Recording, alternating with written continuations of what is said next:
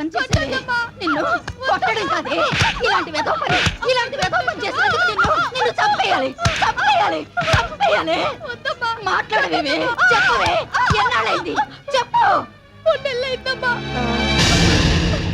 భగవంతుడా, 3 నెలలైతే ఇప్పుడంటే చెప్పడా?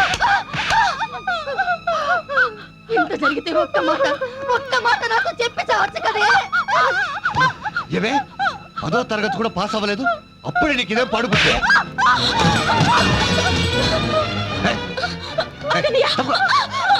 ఎవరు ఎక్కడుంటారు? ఎన్నాళ్ళుగా సాగుతోంది రంకు. ఈ విషయం 10 మందికి తెలిస్తే మన పరువు ఏమవుతుంది? అసలు దానికి ఏమైంది అనుకున్నావు? కడుపు పని మళ్ళీ నా నోటితో చెప్పించాలా? అది నువ్వు అనుకున్నట్టు ఏ తప్పు చేయలేదు. 3 నెలల క్రితం పెద్ద మనిషి అయింది, ఆ విషయం దాచిపెట్టింది. అది దాచుకోవాల్సిన కర్మే పట్టిందే. దాచుకోకుండా మీ అందరికీ చెప్తే ఊరంతా పందిరేసి పండుగ చేస్తారా? చాలే నోర్మి. ఆడపిల్ల పెద్ద మనిషి అవడం అంటే అదొక పండగేనే.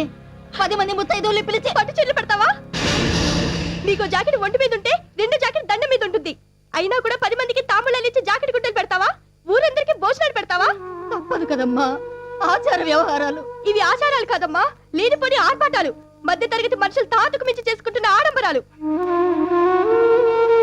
నువ్వు చెప్పింది నిజమేనమ్మా. మన స్తోమతకు తగ్గట్టుగానే చిన్న ఫంక్షన్ చేస్తే నలుగురికి ఈ విషయం తెలిసి పెళ్లి సంబంధాలు చేస్తారని ఈ సాంప్రదాయం పెట్టారు. నెలకి నాకు 50 రూపాయలు ఫీజు కట్టడానికి నాన్న అవస్థలు పడుతున్నాడు. పెద్దక పెళ్లికి చేసిన అప్పే ఇంకా తీరలేదు. రెండోది పెళ్లి చూపులకి డబ్బే లేదు.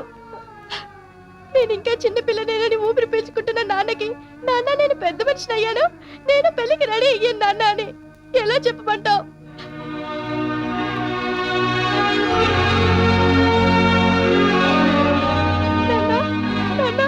అంతా విన్నానమ్మా. నేనేమైనా తప్పు చేశానా నాన్న? లేదమ్మా, నువ్వు నిజంగా పెద్ద మనిషివయ్యావు.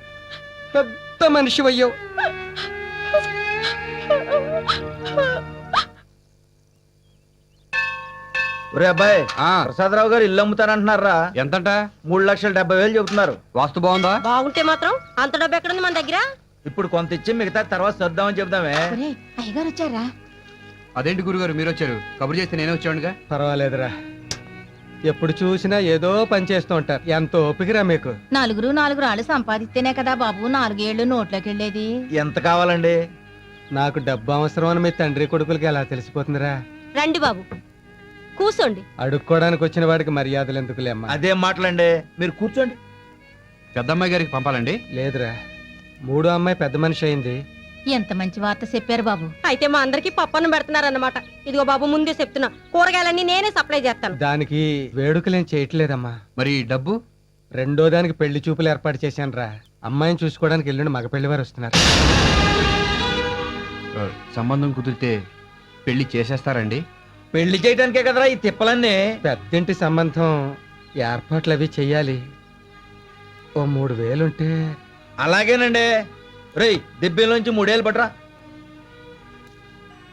నీకు దేవుడన్న పేరు మీ నాన్న నా కోసమే పెట్టుంటాడ్రా. ఊరుకోండి, ఎలాగోలా ఈ సంబంధం కుదిరి పాపకు పెళ్లి అయిపోతే. నేను తట్టుకోలేను స్వామి. ఎలాగోలా ఈ సంబంధం కుదరకుండా చేయి స్వామి. దీంతో నీ బాకీ 28,500 రూపాయలు అవుతుందిరా. 5 రూపాయలు ఏంటండి? పోయిన నెలలో నాకు ఒంట్లో బాగుండక మీ నాన్న రిక్షా ఎక్కానులే. భలే ఊరే, దానికి లెక్క కడతారేంటండి? నీ కష్టాన్ని ఉంచుకోలేనురా. ఒరే పట్టాభి, మీ ఇంట్లో టేబుల్ ఫ్యాన్ ఉంది కదా? ఉందండి. ఒక్కసారి ఇస్తావా? పెళ్లివారు వస్తున్నారు.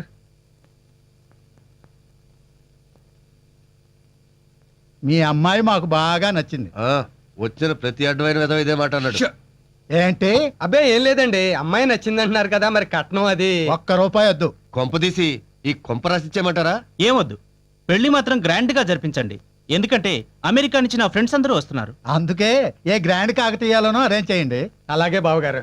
మీ స్తోమత ఏంటో మాకు బాగా తెలుసు కాబట్టి 1,00,000 మించకుండానే చేసేద్దాం. 1,00,000? దానికి ఎన్ని సున్నాలుంటాయో కూడా మర్చిపోయాం మేము. రాయ్, నువ్వు మాట్లాడుకో. అబ్బాయి అన్న దాంట్లో మాత్రం తప్పే ఉందండి. అంత డబ్బు ఎక్కడి నుంచి తెస్తాం? తల తాకట్టు పెట్టి తెస్తానే. నీదో తల, దానికో తాకట్టు. అవసరం అయితే వాలంటీర్ రిటైర్మెంట్ తీసుకుంటాను రా. 5 ఏళ్ల సర్వీస్ పోతే పోతుంది, లేకపోతే దానికి ఎంతకంటే మంచి సంబంధం తీసుకురాలేనే. ఈ పెళ్లి చేస్తే అది కార్లలోనూ విమానాల్లోనూ తిరుగుతుందే. మనం అంతా రోడ్ల మీద అడుక్కు తినొచ్చు. ఎగస్ట్రాలకి వెళ్ళక దాని మొహానికి ఏ రెండో పెళ్ళో చూడు చాలు.